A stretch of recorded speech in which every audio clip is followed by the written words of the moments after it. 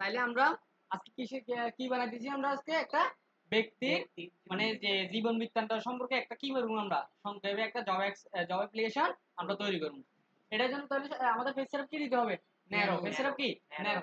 যেমন পরীক্ষাতে আসতে পারে যে ন্যারোর চতুর্দিকে ন্যারো মান কি, অথবা চতুর্দিকে 0.5 কে কি মান বলা হয়, চতুর্দিকে 0.5 কে কি মান বলা হয়? ন্যারো।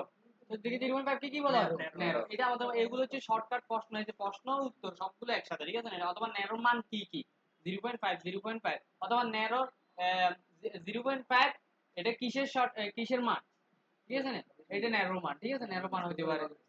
এখন তাইলে আমরা এই জব অপশন করার পরে আমাদের যখন টেবিলে কাজ আনবো, তখন সবসময় আমাদের রিমেম্বারে কি দুটো পাঁচটি জিনিস কি থাকবে? একটা হচ্ছে ডিজাইন, একটা হচ্ছে লেআউট। একটা ডিজাইন, একটা হচ্ছে কি লেআউট, একটা ডিজাইন, একটা লেআউট। এখন আমরা এই কাজটা সিলেক্ট করবো কিভাবে, একদম বলো তো দেখি। এই কাজটা পুরোটা সিলেক্ট করবো কিভাবে? সিলেক্ট করবো ওই ফুলটা আছে ধরে, কি সেই ধরে এই যে কর্নার যে ফুলটা আছে, ফুলটা ধরে আমরা পুরোটাকে কি করবো?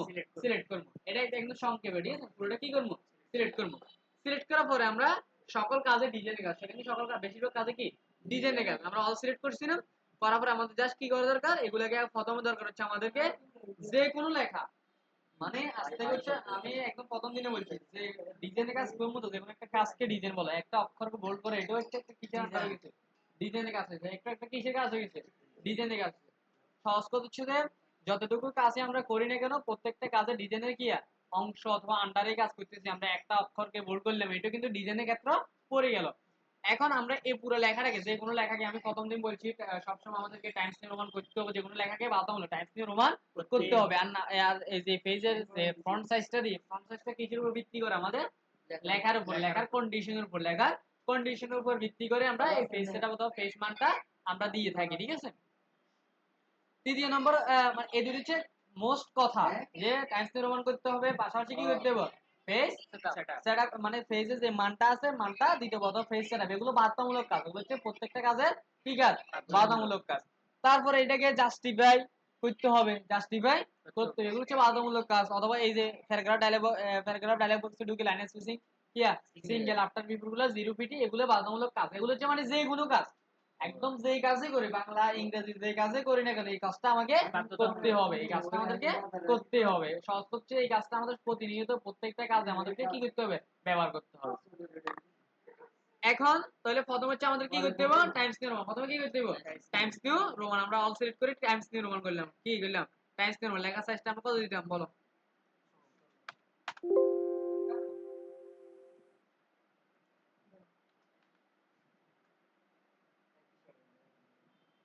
16 দিলাম, ঠিক আছে? লেখা সাইজ কত দিলাম? আমরা 16 তে ক্লিক করলাম। তারপর আমাদের কি করতে হবে? লেখাটাকে জাস্টিফাই, লেখাটা কি করতে হবে? জাস্টিফাই। আমাদেরকে দোনো পাশ কি করতে হবে? সমান করতে হবে। সমান করার পরে যদি গড়গুলো যদি কখনো লড়ে যায়, তাহলে এই গড়গুলো আবার আমাদেরকে মাঝদিক বরাবর নিয়ে সমান করতে হবে। আবার মাঝদিক বরাবর নিয়ে কি করতে হবে? সমান করতে হবে। তারপর দেখো, সেটা হচ্ছে তো আমাদের যদি অল সিলেক্টটা যদি ছুটি যায়, অথবা এইভাবে যদি লার হয়ে যায়, আবার এগুলোকে ঢুকে দিবে, ঠিক আছে? আবার অল সিলেক্ট করবো। অল সিলেক্টের আগে আমরা আরেকটা কাজ করবো, দেখো। অল সিলেক্টের আগে আমরা যে কাজটা করবো সেটা হচ্ছে যে আমাদের এই পাশের এই কলামগুলা, এই পাশে একটা কলাম না, আর এইটা একটা কলাম, কলাম না?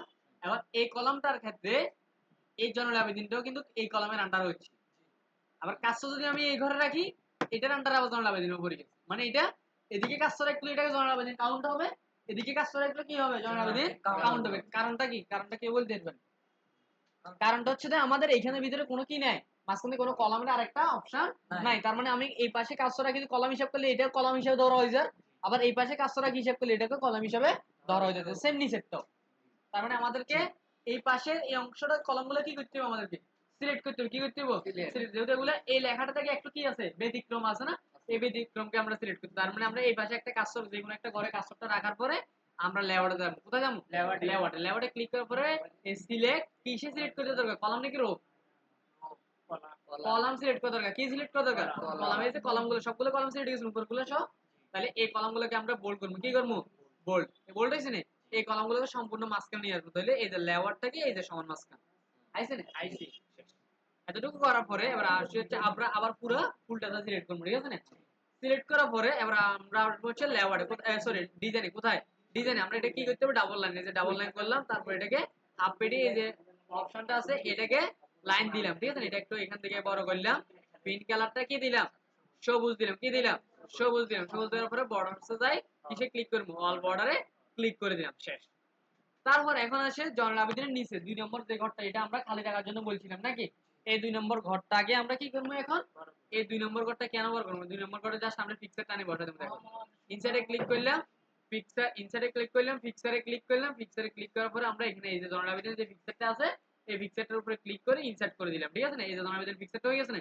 যদি এটা যদি বড় থাকতো, যদি এটা কি থাকতো, এভাবে কি থাকতো, বড় থাকতো, এটাকে এই কর্নার সাইড ধরে সবসময় কর্নার টু কর্নার, ঠিক আছে? কর্নার সাইড ধরে ছোট করে দিলাম, বড় করে দিই আমরা, বললাম না? করার পরে এই ছবিটা পুরো ঘরটাকে ফিল আপ করে রাখবো, পুরো ঘরটা কি করে রাখবো, ফিল আপ। জাস্ট আমরা এই ছবি, এখন ছবিটা ক্লিক করা আছে, ঠিক আছে? এখন ছবির বাইরে একটা ক্লিক করবো, বাইরে ক্লিক করছি না, বাইরে ক্লিক করার পরে আমরা এই ছবিটার এই পাশে, মোট কথা রাইট সাইডে আমাদের কার্সরটা, মানে এই রাইট সাইডে আমাদের কার্সরটা আসছে না? এবং এই রাইট সাইডে আসার পর আমরা এখানে এন্টার দেব, কি দেব আমরা, এন্টার। এই যে এন্টার দেওয়ার পরবর্তীতে এই জনরেটরের বরাবর মাঝ বরাবর কার্সরটা চলে গেছে, কোথায় চলে গেছে, মাঝ বরাবর, কোথায় আছে, মাঝ বরাবর। আচ্ছা এখন কেউ কি বলতে পারবেন এটা মাঝ বরাবর না হয় একদম লেফট সাইডে কেন আসে নাই? কি বলতে পারবেন? মানে মাঝ বরাবর এটা কোন একটা কেন্দ্রের কারণে মাঝ বরাবর হয়েছে, ঠিক আছে? মাঝ বরাবর নয়, এটা তো লেফট সাইডেও হইতে পারতো, কিন্তু লেফট সাইডে কেন হয় না? এটা কখনো সিস্টেম না, কারণ আমরা যখন অল সিলেক্ট করছি এই পাশের কলামগুলো, এটা একটা কলামের আন্ডারে আছিল না? এই কলামগুলো সবসময় কি দিছি, সমান মাঝখান, আর ওগুলা কি করে দিছি, বোল্ড। তার মানে এই লেখাটা অটোমেটিক বোল্ড হয়ে যাবে, অটোমেটিক সমান মাঝখান রয়ে গেল, ঠিক আছে? তাহলে এখানে আমরা লিখতে বলছি কি, জয়নুল ইন 1967, যে জয়নুল ইন 1967, এই লেখাটা কি আমরা বোল্ড করে রাখছি? এটা সমান মাঝখান অটো লাগছে, এটা ওই যে তখন সিলেক্ট অবস্থা দিয়ে করছি এই অবস্থা। দেখো এখন আমরা প্রিন্টে ক্লিক করলাম, দেখো হুবহু বইয়ের মতো জিনিসটা, ঠিক আছে? এটা বুঝছিনি?